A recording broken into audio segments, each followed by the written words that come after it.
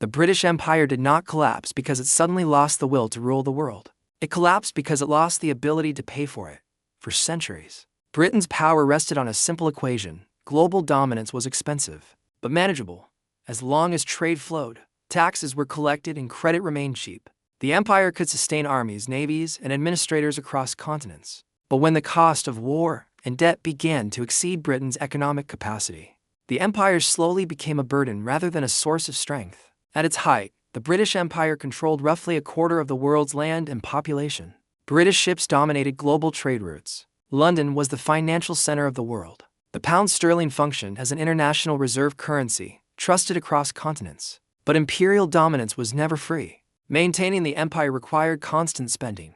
Naval fleets had to patrol oceans. Garrisons had to be stationed in colonies. Infrastructure had to be built and maintained. Administrators, soldiers, and civil servants had to be paid. Rebellions had to be suppressed. Trade routes had to be protected. All of this was justified as long as the empire paid for itself. For much of the 19th century, it did. Colonies supplied raw materials. British industries turned those materials into finished goods. Profits flowed back to Britain. The empire reinforced Britain's economic position, which in turn sustained imperial control. But this balance depended on economic supremacy and financial credibility. That supremacy began to erode in the early 20th century. The first major turning point came with World War I. Britain entered the war as the world's leading creditor nation.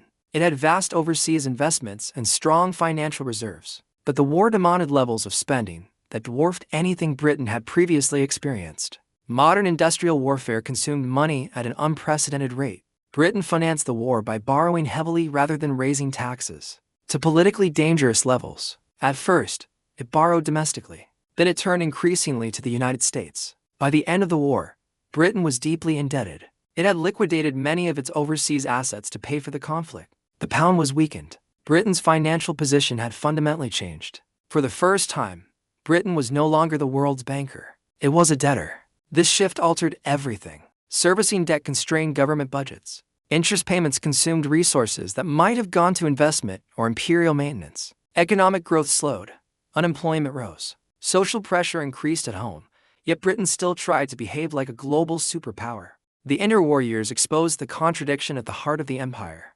Britain attempted to maintain global dominance on a shrinking economic base. Colonies required spending, but returns diminished. Global competition intensified. The United States and Germany overtook Britain in industrial output. Still, imperial commitments remained.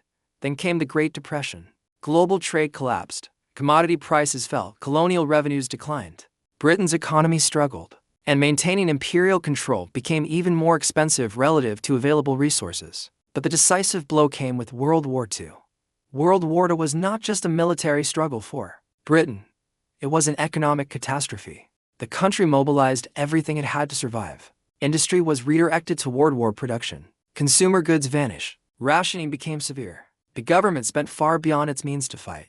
Britain exhausted its gold reserves. It sold foreign investments. It accumulated enormous debts, especially to the United States. The Lend-Lease program kept Britain alive, but it came at a price. Britain emerged victorious militarily, but financially crippled. By 1945, Britain was effectively bankrupt. The empire still existed on paper, but the economic foundation that sustained it was gone.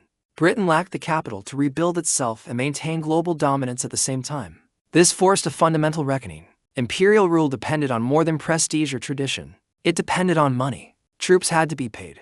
Infrastructure had to be maintained. Crises had to be managed. Without economic capacity, authority weakened. At the same time, the global economic order had changed dramatically. The United States emerged from the war as the dominant economic power. Its industrial base was intact.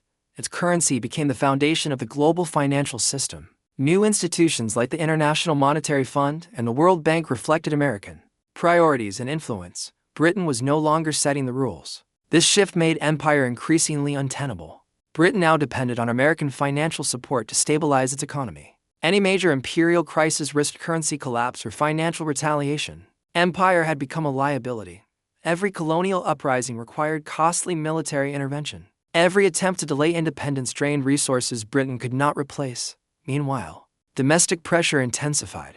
British citizens demanded better housing, healthcare, education, and employment. After years of sacrifice, Voters were unwilling to accept continued austerity to support overseas dominance. Economic reality forced a choice. Britain could rebuild its domestic economy in a welfare state, or it could fund imperial control abroad. It could not do both. Decolonization was not sudden, and it was not purely ideological. It was driven by balance sheets. India provides the clearest example. Governing India required massive administrative and military spending. The cost of maintaining control increasingly exceeded the economic benefits. Independence was not only politically unavoidable, it was financially cheaper. Once India was gone, the logic of empire unraveled elsewhere. In Africa, the Middle East, and Asia, Britain reassessed its position. Each withdrawal followed a similar pattern: rising costs, declining returns, and mounting domestic opposition. The Suez Crisis of 1956 exposed the new reality. Britain attempted to assert imperial authority over the Suez Canal, only to be forced into retreat not by military defeat, but by financial pressure. The United States threatened Britain's access to financial support, placing the pound under severe strain. Britain had no choice but to withdraw. This moment made it unmistakably clear: Britain could no longer act independently on the world stage without risking economic collapse. The empire was finished.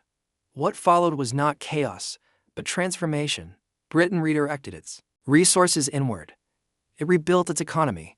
It accepted a reduced global role, but imperial dominance was gone forever. The story of the British Empire's decline is not a story of lost battles or fading ambition.